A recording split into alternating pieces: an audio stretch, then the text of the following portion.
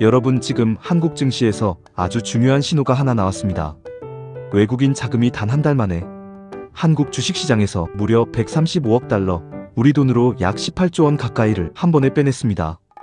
이 숫자는 단순한 자금 이동이 아닙니다. 한국 증시 역사상 가장 큰 외국인 매도 중 하나입니다.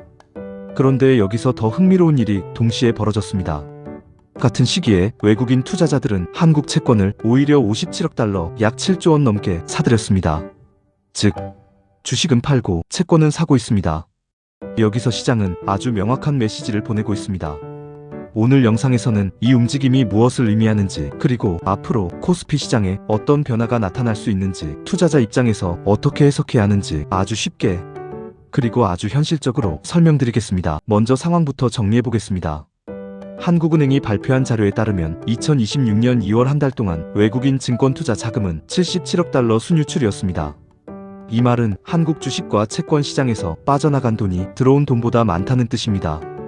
그런데 세부 데이터를 보면 훨씬 흥미롭습니다. 주식에서는 135억 달러가 빠져나갔습니다.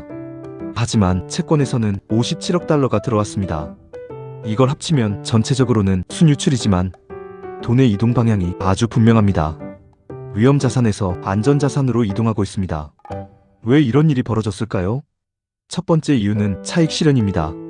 최근 한국 증시는 AI 열풍과 반도체 상승 덕분에 꽤 큰 상승을 했습니다. 코스피는 여러 차례 신고가를 경신했고 많은 종목들이 단기간에 큰 상승을 했습니다. 외국인 투자자 입장에서는 지금이 이익을 확정할 타이밍일 수 있습니다. 특히 글로벌 자금은 철저하게 리스크 관리 중심으로 움직입니다. 오르면 팔고 내리면 다시 사는 구조입니다. 두 번째 이유는 AI 투자 과열에 대한 경계입니다. 최근 글로벌 시장에서는 AI 관련 기업들에 엄청난 자금이 몰렸습니다.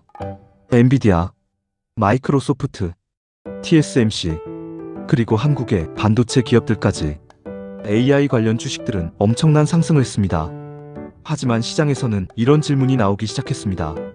지금 너무 많이 오른 거 아닌가? 이런 상황에서는 대형 투자자들이 포지션을 줄이는 경우가 많습니다. 외국인 매도는 이런 흐름과 연결되어 있을 가능성이 있습니다. 세 번째 이유는 금리입니다. 금리가 올라가면 채권의 매력은 올라갑니다. 최근 글로벌 시장에서는 금리 변동성이 다시 커지고 있습니다.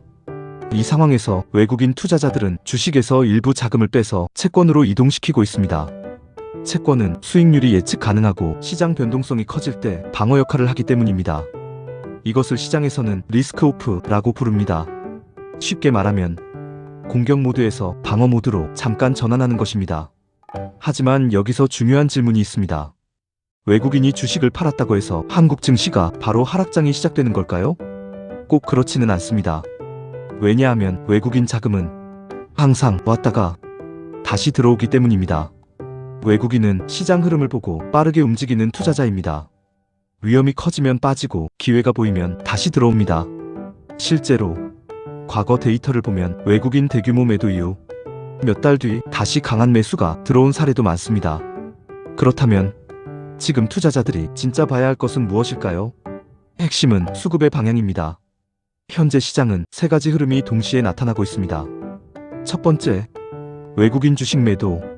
두 번째, 채권 매수. 세 번째, 시장 변동성 확대.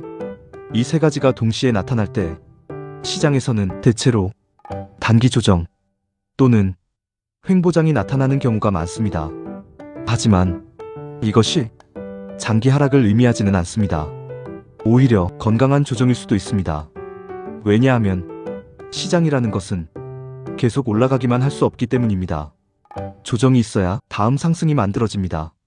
그렇다면 투자 전략은 어떻게 해야 할까요? 첫 번째, 지금은 추격 매수 조심해야 합니다.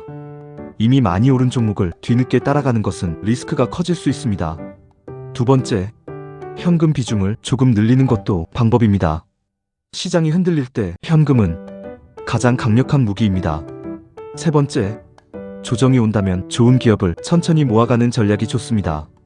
특히 AI, 반도체, 로봇, 우주산업, 이런 구조적 성장 산업은 조정이 올 때 기회가 되는 경우가 많습니다. 마지막으로 가장 중요한 이야기를 드리겠습니다. 외국인 자금은 시장 방향을 어느 정도 보여주는 나침반 역할을 합니다. 하지만 외국인만 보고 투자를 결정하는 것은 위험합니다. 시장에는 금리, 환율, 정책, 글로벌 경기, 수많은 변수들이 있습니다. 그래서 투자는 항상 큰 흐름을 보고 판단해야 합니다.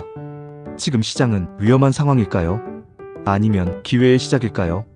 저는 지금 시장을 과열 이후 숨고르기 구간이라고 보고 있습니다.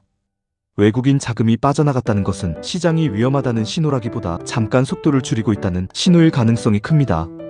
그리고 이런 구간이 지나면 다음 상승이 시작되는 경우가 많습니다.